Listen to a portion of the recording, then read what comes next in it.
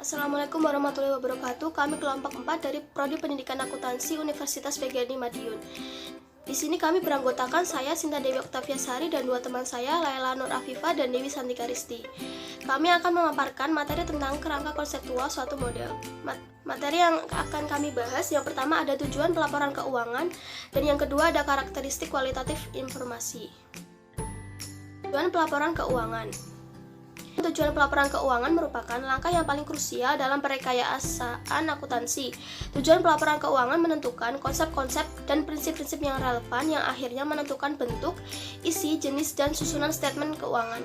Untuk menurunkan tujuan pelaporan keuangan, pihak yang dituju dan kepentingannya harus diidentifikasi dengan jelas sehingga informasi yang dihasilkan pelaporan keuangan dapat memuaskan kebutuhan internasional pihak yang dituju. 1. Pemakai dan kepentingannya. Dalam suatu lingkungan negara, banyak pihak potensial yang dituju atas berkepentingan dan kepentingan mereka sangat beragam. Misalnya FASB merinci pemakai potensial yang dapat dituju oleh pelaporan keuangan, yaitu owner, leader, supplier, employees, manajemen, director, dan customer.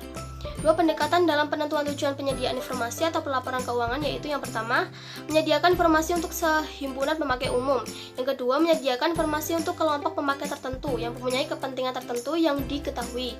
Dengan pendekatan pertama, pelaporan keuangan diarahkan untuk menghasilkan satu set data untuk berbagai pemakai dan kepentingan. Pemakai menyusun dan mengolah kembali data tersebut menjadi informasi yang relevan dan keputusan atau kepentingannya. Pendekatan 2, berasumsi bahwa kebutuhan informasi dan model pengambilan keputusan para pemakai diketahui dengan pasti sehingga dapat disusun sebagai statement atau laporan khusus untuk melayani berbagai keperluan pengambilan keputusan tiap kelompok pemakai. Dasar pendekatan ini adalah beda tujuan, beda angka. 2. Aspek sosial tujuan pelaporan.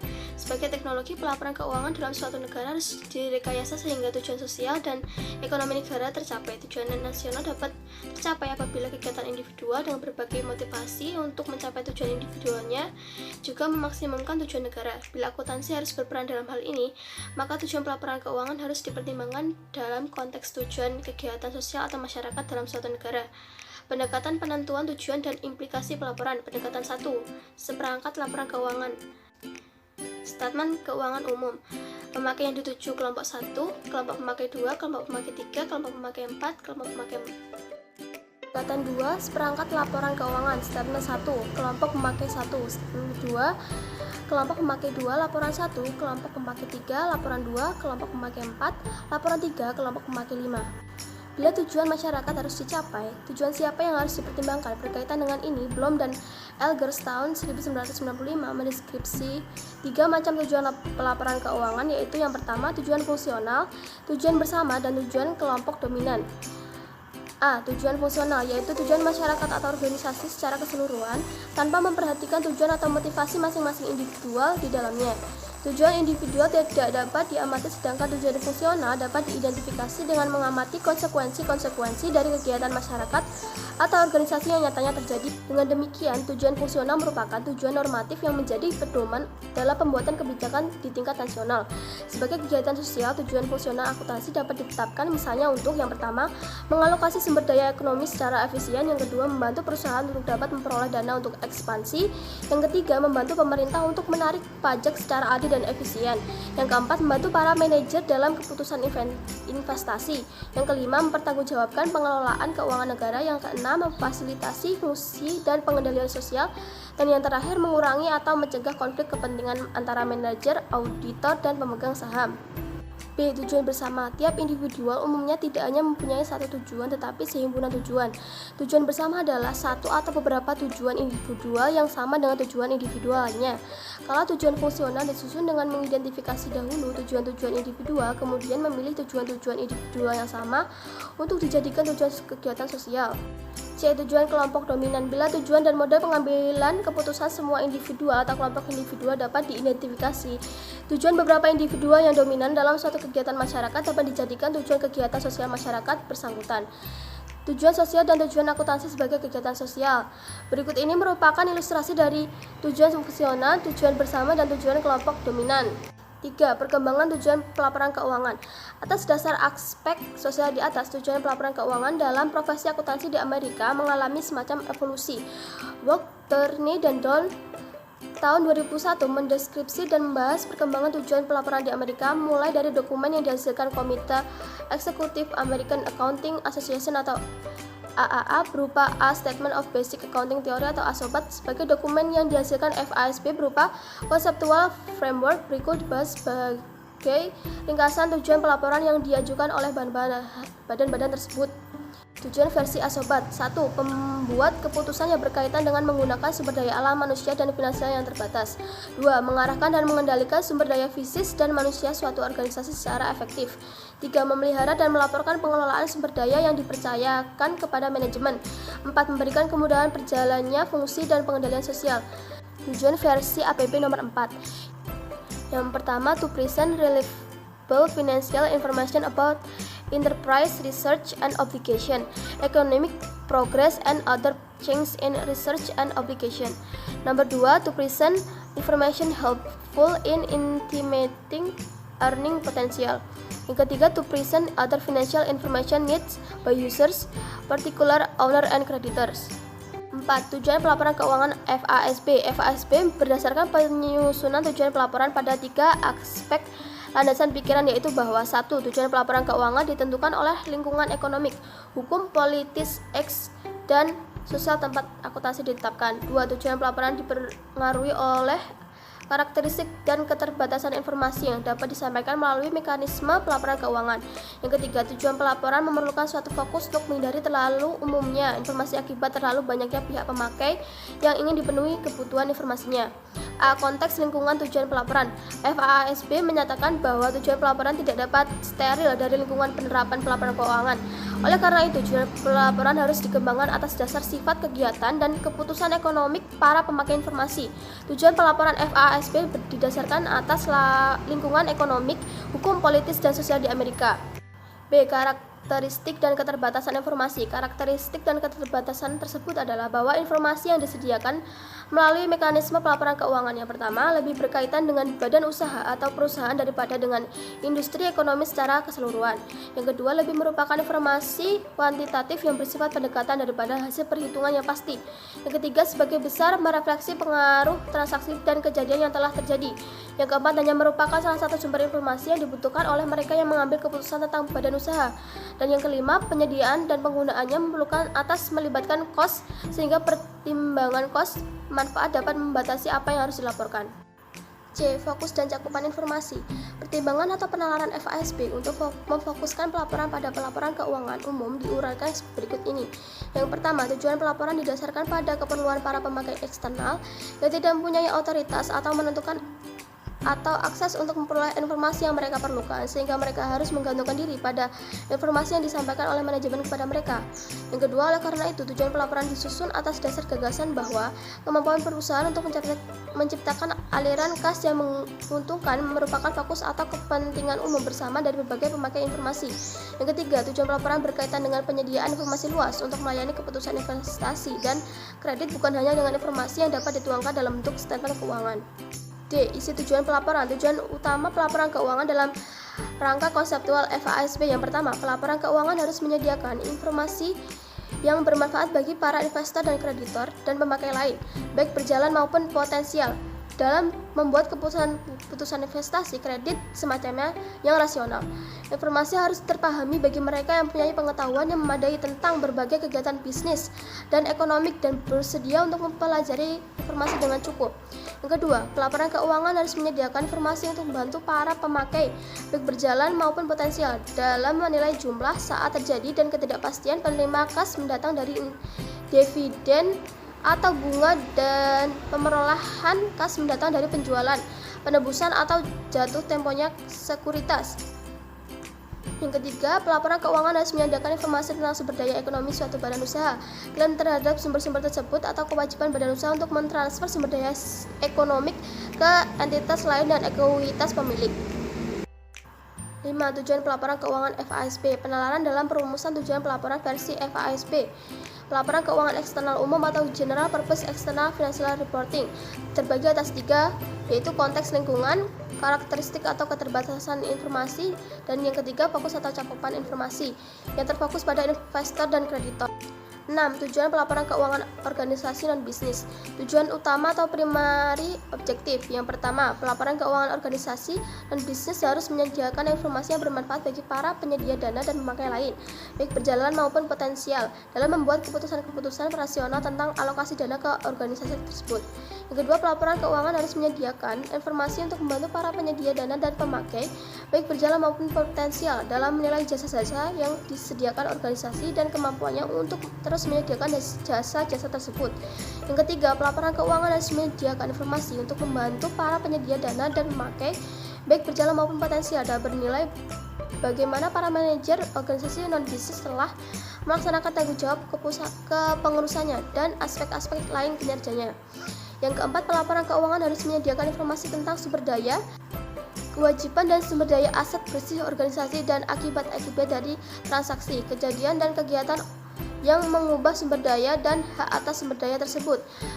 Pada mulanya, FASB mempertimbangkan organisasi-organisasi berikut sebagai non-bisnis. Yang pertama, unit-unit kepemerintahan. Yang kedua, organisasi amal dan keagamaan. Yang ketiga, institusi sosial. Yang keempat, organisasi swasta non-profit. 2. Karakteristik kualitatif informasi. Kriteria yang menjadi pedoman kebijakan akuntansi sangat erat kaitannya dengan masalah apakah informasi suatu objek bermanfaat untuk pengambilan keputusan bagi pihak pemakai yang dituju. Kebermanfaatan merupakan suatu karakteristik yang hanya dapat ditentukan secara kualitatif dalam hubungannya dengan keputusan pemakai dan kemungkinan pemakai terhadap informasi. Oleh karena itu, kriteria ini secara umum disebut karakteristik kualitatif atau kualitas informasi akuntansi. Proses pertimbangan penentuan kebijakan akuntansi. Yang pertama, atas dasar tujuan pelaporan, apakah informasi tentang suatu objek perlu disediakan kepada para pemakai? Yang kedua, apakah manfaat informasi melebihi kos penyediaan? Yang ketiga, apakah pemakai mampu mencerna informasi tersebut? Yang keempat, apakah pemakai akan menggunakan informasi tersebut? Yang kelima, apakah informasi tersebut mempengaruhi keputusan? Dan yang keenam, apakah dilaporkan via statement keuangan atau media pelaporan yang lain?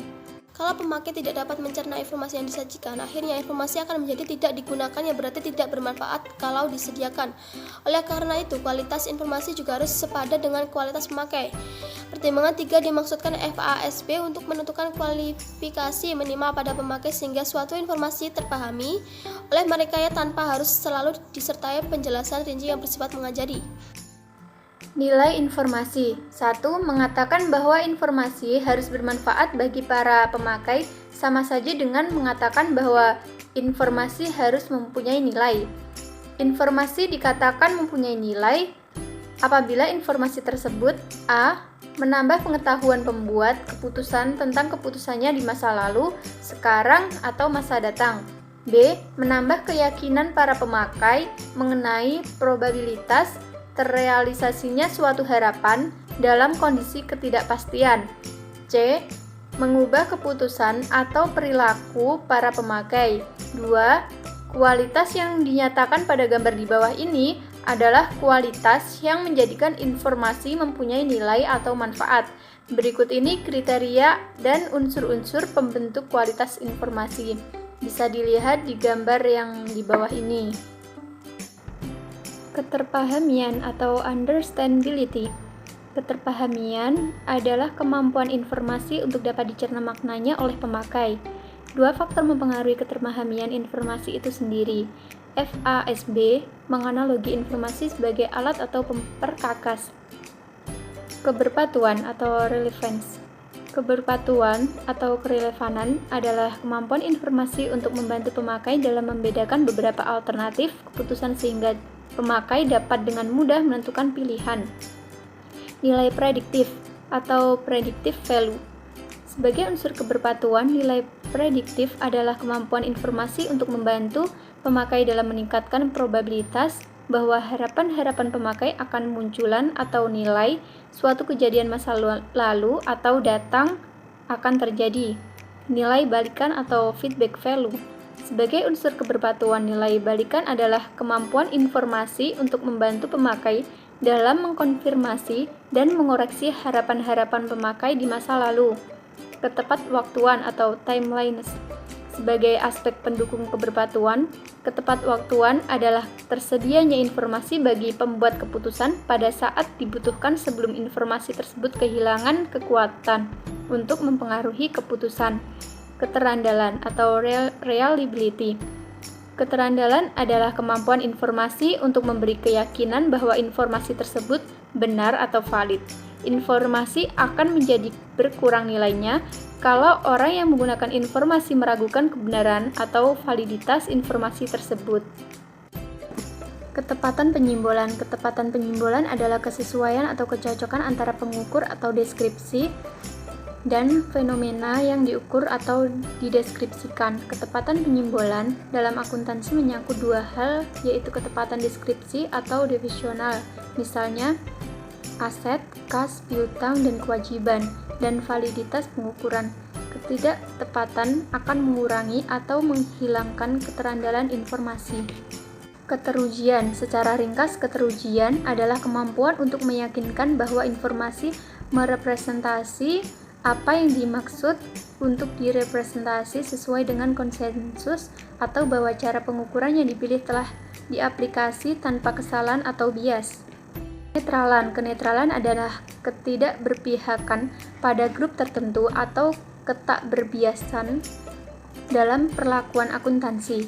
Ketakberbiasaan berarti bahwa informasi disajikan tidak untuk mengarahkan grup pemakai tertentu agar bertindak sesuai dengan keinginan penyedia informasi, atau untuk menguntungkan atau merugikan grup pemakai tertentu, atau untuk menghindari akibat atau konsekuensi tertentu bagi kelompok pemakai. Keterbandingan. Keterbandingan merupakan unsur tambahan yang menjadikan informasi bermanfaat. Keterbandingan adalah kemampuan informasi untuk membantu para pemakai mengidentifikasi persamaan dan perbedaan antara dua perangkat fenomena ekonomik, misalnya dua perangkat statement keuangan yang merepresentasi kegiatan dua badan usaha. Perbandingan akan bermakna hanya jika kuantitas karakteristik bersama dihasilkan dengan dasar standar prosedur atau metode yang sama. Materialitas. Materialitas adalah unsur besar kecilnya atau magnituda suatu penghilangan atau penyalahsajian informasi akuntansi yang menjadikan besar kemungkinan bahwa perimbangan seorang bijaksana yang mengandalkan diri pada informasi tersebut berubah atau berpengaruh oleh penghilangan atau pengabaian atau penyalahsajian tersebut. Bobot keberpatuan dan keterandalan. Keberpatuan dan keterandalan keduanya harus melekat pada suatu informasi agar informasi tersebut bermanfaat. Kebermanfaatan akan hilang kalau salah satu karakteristik tidak ada. Karakteristik keberpatuan dan keterandalan juga menjadi kriteria yang keduanya harus dipenuhi dalam pengakuan informasi untuk disajikan dalam statement keuangan. Elemen-elemen statement keuangan. Elemen statement keuangan adalah makna atau konstruk yang sengaja ditentukan dalam perekayasaan akuntansi untuk menyimbolkan atau merepresentasi realitas kegiatan usaha suatu badan usaha, sehingga orang dapat membayangkan realitas kegiatan tersebut secara keuangan tanpa harus menyaksikan sendiri secara fisik kegiatan tersebut. Elemen statement keuangan merupakan bahan pembentuk informasi semantik yang dikandung statement keuangan. Informasi semantik terdiri atas elemen, ukuran, dan hubungan. Jadi, elemen-elemen statement keuangan harus ditentukan atas dasar informasi semantik yang ingin disampaikan dalam pelaporan keuangan. Dengan kata lain, tujuan pelaporan keuangan menentukan informasi semantik yang harus disajikan dan akhirnya menentukan banyaknya elemen statement keuangan. Definisi elemen. Makna atau definisi elemen mengacu pada kelas objek luas atau misalnya aset atau biaya. Rincian elemen berupa objek atau kejadian ekonomik tertentu, misalnya kas atau penjualan barang dagangan. Yang memenuhi definisi elemen tidak tersebut sebagai elemen tetapi sebagai pos atau item. Pos-pos yang secara formal termuat dalam statement keuangan merupakan representasi atau penyimbolan dalam kata dan angka sumber-sumber ekonomik tertentu, suatu entitas, klaim terhadap sumber tersebut, dan perubahannya akibat pengaruh transaksi, kejadian, dan keadaan. Artinya, simbol-simbol atau kata dan angka melambangkan realitas operasi atau fenomena badan usaha berupa uang tunai, bangunan, penjualan, gaji, kerusakan bangunan akibat gempa, dan barang atau kejadian ekonomik lainnya. Aliran kas bersih terdiri atas 3 aliran berikut ini. Yang pertama, aliran kas dari kegiatan operasi adalah aliran kas bersih atau masuk dan keluar yang berkaitan dengan kegiatan yang meliputi semua transaksi dan kejadian yang bukan termasuk dalam kegiatan investasi dan pendanaan. Aliran kas dari kegiatan operasi biasanya merupakan pengaruh terhadap kas transaksi dan kejadian lain yang dimaksudkan dalam penentuan laba. Aliran kas dari kegiatan investasi adalah aliran kas bersih atau masuk dan keluar yang berkaitan dengan kegiatan yang meliputi pemberian dan pelunasan pinjaman dan pemerolehan dan penjualan instrumen utang dan ekuitas, gedung, pabrik, perlengkapan, dan aset produktif lainnya, yaitu aset yang digunakan dalam produksi barang atau jasa oleh badan usaha atau selain material yang menjadi bagian dari sediaan badan usaha. Aliran kas dari kegiatan pendanaan adalah aliran kas bersih atau masuk dan keluar yang berkaitan dengan kegiatan yang meliputi perolehan dana dari pemilik dan pemberian imbalan atau return on dan kembalian atau return off investasinya, peminjaman uang dan pembayaran jumlah yang dipinjam atau penyelesaian utang tersebut dengan cara lain dan pemerolehan dan pembayaran sumber dana lain yang diperoleh dari kreditor atau kredit jangka panjang. Perubahan posisi keuangan. Aset, kewajiban, dan ekuitas sebagai elemen posisi keuangan dapat berubah akibat 3 hal, yaitu kejadian, keadaan, dan transaksi. Kejadian adalah terjadinya suatu perkara atau urusan yang mempunyai konsekuensi terhadap suatu entitas.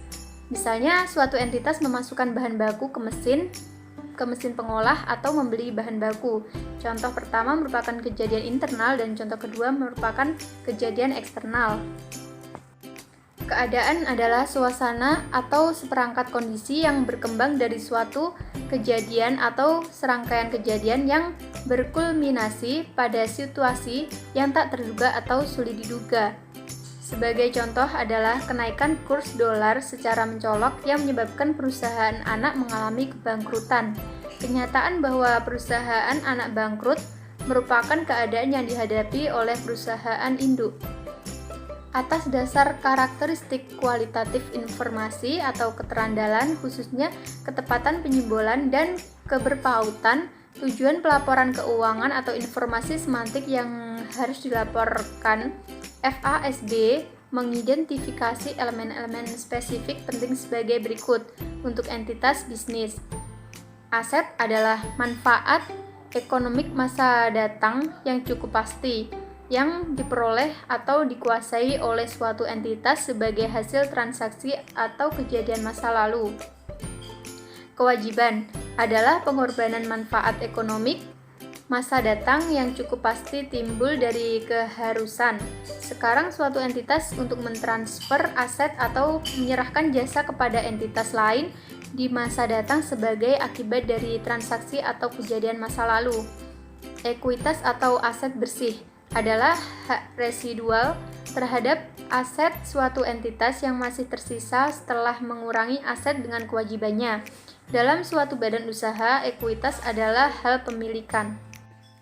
Investasi oleh pemilik adalah kenaikan dalam ekuitas suatu badan usaha sebagai akibat dari transfer ke tiap dari entitas lain suatu yang bernilai untuk mendapatkan atau menaikkan hak pemilikan di dalamnya.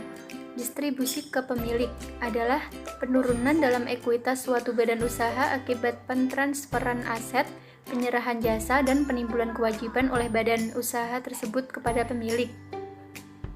Laba komprehensif adalah perubahan dalam ekuitas suatu badan usaha selama suatu periode yang berasal dari transaksi dan kejadian lain dan kondisi dari sumber-sumber non-pemilik. Pendapatan adalah aliran masuk aset atau kenaikan aset lainnya pada suatu entitas atau penyelesaian atau pelunasan kewajiban entitas tersebut dari penyerahan atau produksi barang, pemberian atau penyerahan jasa, atau kegiatan lain yang membentuk operasi sentral atau utama dan berlanjut dari entitas tersebut.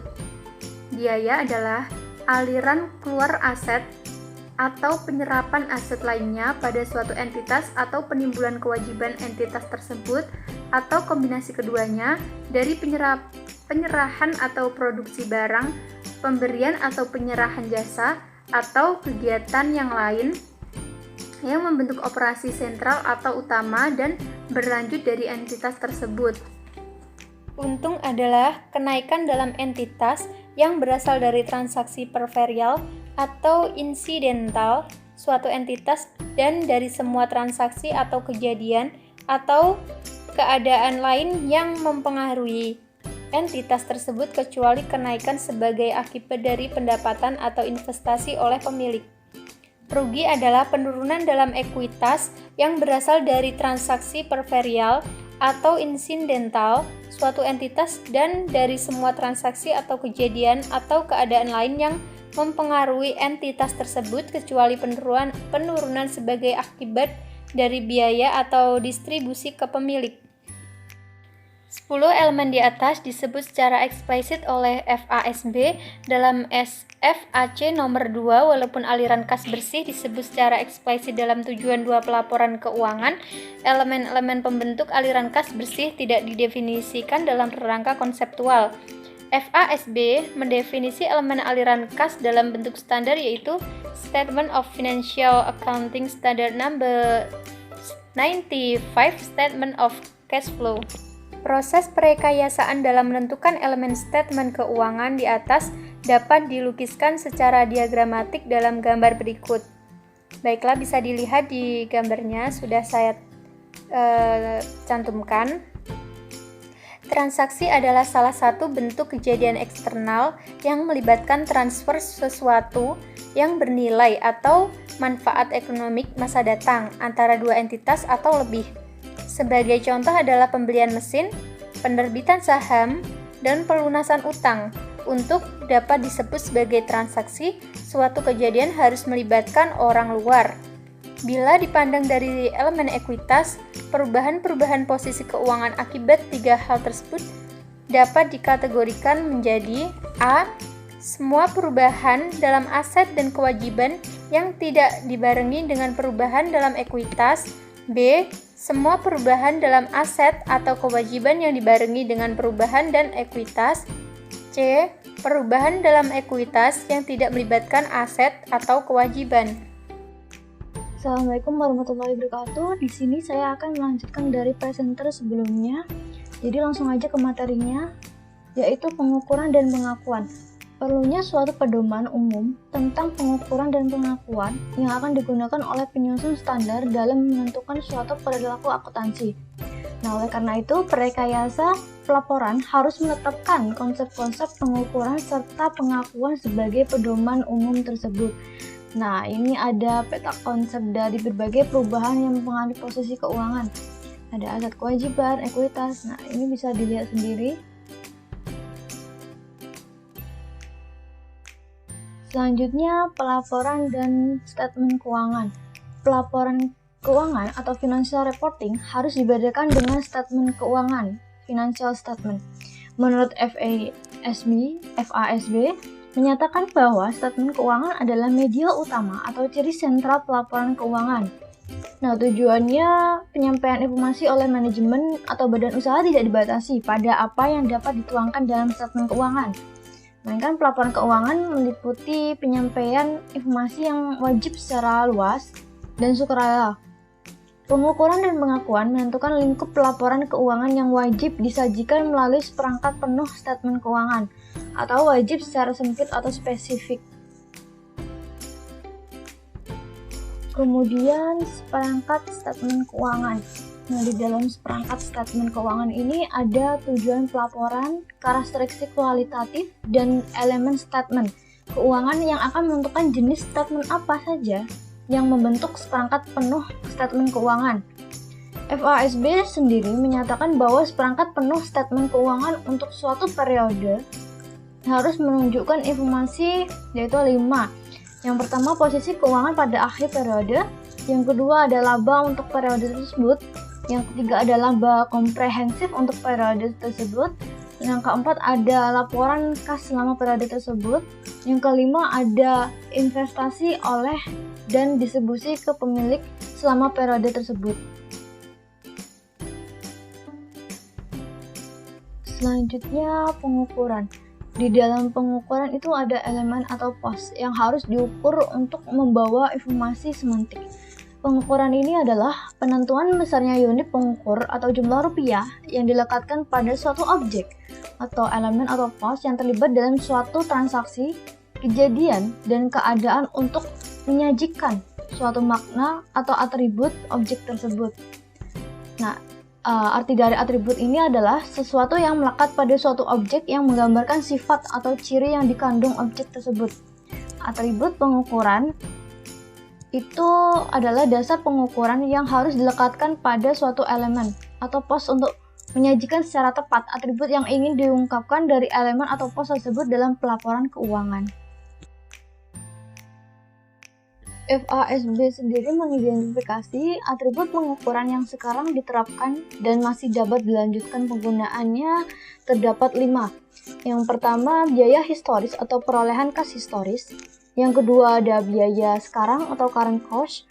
Yang ketiga adalah nilai pasar sekarang. Lalu yang keempat adalah nilai terrealisasi atau penurunan neto. Dan yang terakhir, yang kelima adalah nilai sekarang atau diskunan aliran kas masa datang. Lalu pengakuan. Secara konseptual, pengakuan adalah penyajian suatu informasi melalui statement keuangan sebagai ciri sentral pelaporan keuangan. Teknik pengakuan adalah bahwa penjualan diakui pada saat faktur disiapkan dan barang telah diserahkan kepada perusahaan ekspedisi. Nah, FASB menyatakan 4 kriteria pengakuan fundamental, yaitu yang pertama definisi, yang kedua kerukunan, yang ketiga keberpautan, yang keempat keterandalan. Yang definisi ini maksudnya suatu pos harus memenuhi definisi elemen statement keuangan.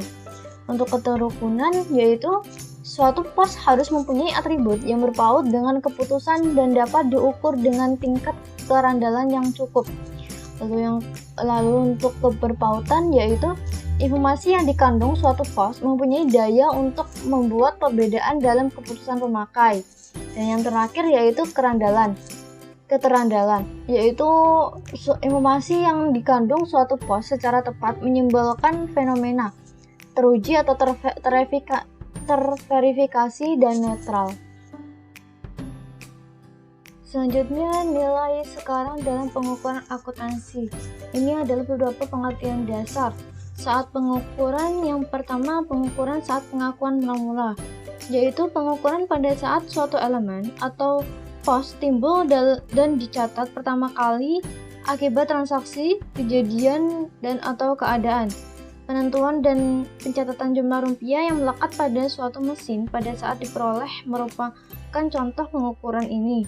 Yang kedua, pengukuran baru-baru adalah pengukuran dalam periode-periode setelah pengakuan mula-mula untuk menentukan jumlah rupiah bawaan baru yang tidak berkaitan dengan jumlah-jumlah rupiah sebelumnya. Misalnya, cost historis atau atribut pengukuran yang telah tercatat dalam sistem akuntansi. Lalu untuk penentuan aliran kas masa datang. Yang pertama, taksiran atau estimat terbaik adalah jumlah rupiah tunggal yang paling boleh jadi dalam suatu kisar atau rentang beberapa jumlah rupiah estimasian yang mungkin terjadi. Dalam statistika, jumlah rupiah ini merupakan modus suatu distribusi variabel. Lalu yang kedua, aliran kas estimasian, yaitu jumlah rupiah tunggal yang akan diterima atau dibayar di masa yang akan datang. Beberapa atau kisar aliran kas estimasian menjadi komponen aliran kas harapan. Aliran kas harapan yaitu beberapa jumlah rupiah berbobot probabilitas dalam suatu kisar jumlah rupiah estimasian yang mungkin terjadi. Lalu yang selanjutnya nilai sekarang aliran kas masa depan.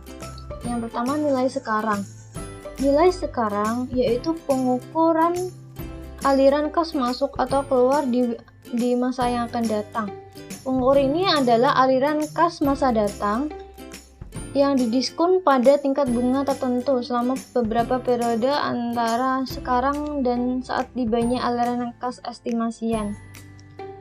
Lalu untuk selanjutnya nilai sekarang harapan adalah jumlah beberapa nilai sekarang yang berbobot probabilitas suatu kisar aliran kas estimasian yang mungkin terjadi yang semuanya didiskon dengan tingkat bunga yang sama. Dalam statistika, angka ini merupakan min atau rata-rata berbobot. Nah, selanjutnya yang keempat, nilai wajar. Nilai wajar adalah jumlah rupiah yang disepakati untuk suatu objek dalam suatu transaksi antara pihak-pihak yang berkehendak bebas tanpa tekanan atau keterpaksaan.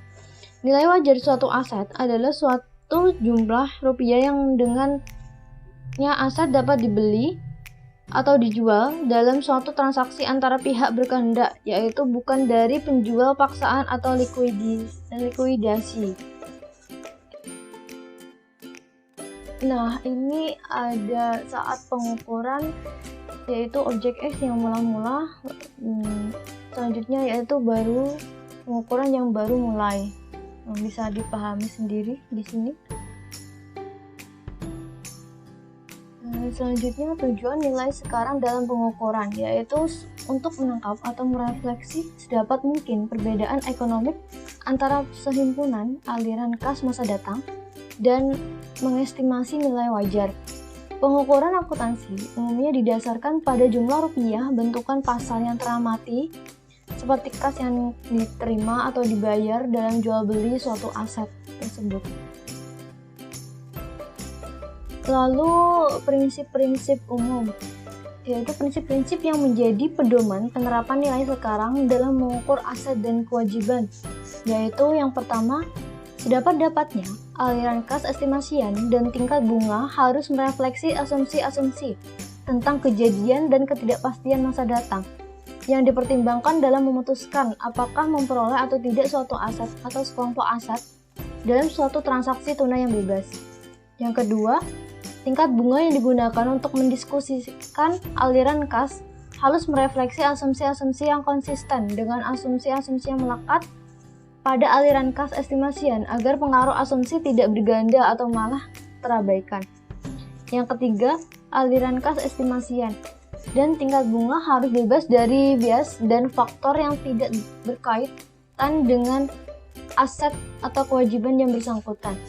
Yang keempat, aliran kas estimasian dan tingkat bunga harus merefleksi kisar munculan yang mungkin terjadi daripada jumlah rupiah tunggal paling jadi minimum atau maksimum. Kemudian transfer teknologi. Bila akuntansi dipandang sebagai teknologi, maka rangka konseptual termasuk standar yang diturunkan darinya dapat dipandang sebagai produk teknologi. Dengan memahami teknologi penalaran dan perekayasaan akuntansi, orang akan dapat menciptakan suatu produk yang paling sesuai dengan lingkungan penerapannya. Nah, contoh produk di sini yang dimaksud adalah praktik akuntansi.